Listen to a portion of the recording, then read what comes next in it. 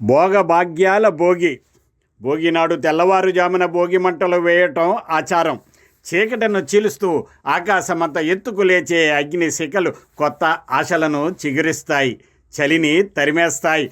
ఆవు పేడతో చేసిన పిడకలతో భోగి మంటలు వేస్తారు. వాటి నుండి వచ్చే పొగ గాలిలోని సూక్ష్మజీవులను నశింపచేసి ఆరోగ్యాన్ని ప్రసాదిస్తుంది. అలాగే ఇంట్లో విరిగిపోయిన చెక్క సామాను కూడా మంటల్లో వేస్తారు. ఇలా చేయడంలో మనలోని వెనకబడిన ఆలోచనలను, అభివృద్ధికి ఆటంకపరిచే అలవాట్లు, కోపం, ద్వేషం, స్వార్థం, కపటం వంటి మాలిన్యాలను దహింపచేయాలని, తద్వారా సర్వ శుభాలు చేకూరుతాయన్నదే ఆంతర్యం.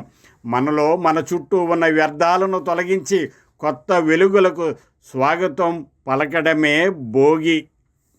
పండుగ సందర్భంగా వాకిళ్లలో తీర్చిదిద్దే రంగవల్లులు కనువిందు చేస్తాయి. నిజానికి ముగ్గులు బియ్యం పిండి కలిపి వేస్తారు.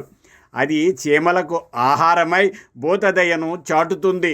ముగ్గుల మధ్యలో కుంకుమ, పసుపు సుమాలు అలంకరించిన గొబ్బెమ్మలను లక్ష్మీదేవి రూపాలుగా భావిస్తారు.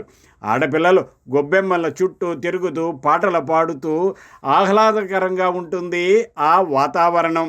భోగి రోజు సాయంత్రం భోగి పండ్ల వేడుక ఆనవాయితీ. భోగి పండ్లు, చిల్లర నాణేలు, అక్షతలు, పూల రేకులు కలిపి పిల్లల తల మీద పోసే ఈ ఆచారం చిన్నారులకు రక్షణ కవచం. బంధుమిత్రులను పిలిచి పిల్లలకు ఆరతలిచ్చి దిష్టి తీసి ఆశీర్వదిస్తారు. రేగుపండును బదరీ ఫలం అంటారు. ఇది విష్ణుమూర్తికి ప్రీతికరమైనది. ఈ పండ్లు తల మీద పోయటం వల్ల వారికి దిష్టి దోషాలు తొలగుతాయని, శ్రీమన్నారాయణుడి కృప కలుగుతుందని విశ్వసిస్తారు.